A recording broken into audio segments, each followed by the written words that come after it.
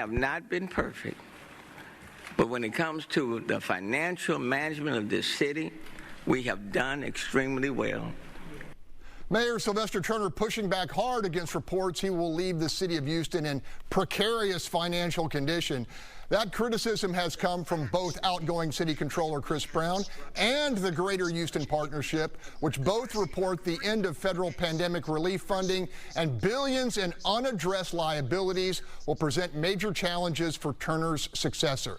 The mayor also warned that operating with a budget that's structurally balanced without additional revenue will come at a steep price.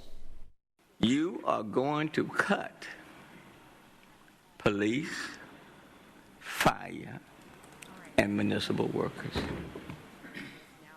And when you cut employees in the city, you cut services.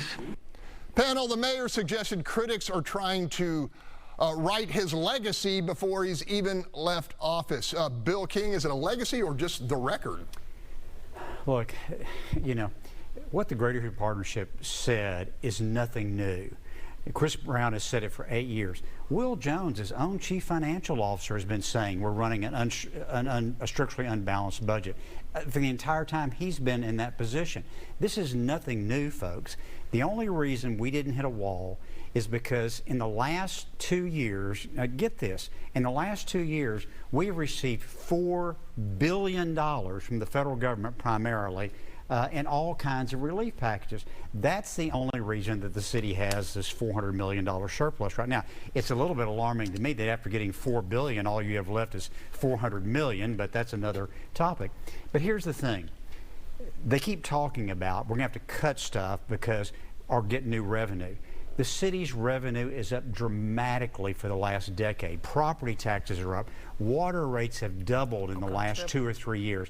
The city's revenues are up dramatically. Yeah, we need to cut some, but instead of police and fire, why don't we start talking about cutting TERS and stop sending $1 billion to Metro that has 40% fewer riders than it had, you know, 2 decades ago. There's a lot of things that can be cut down there, but they always bring up police and fire because that scares people. There's plenty of other things down there to cut, folks. I promise you. All right, Charles, you watch City Hall closely.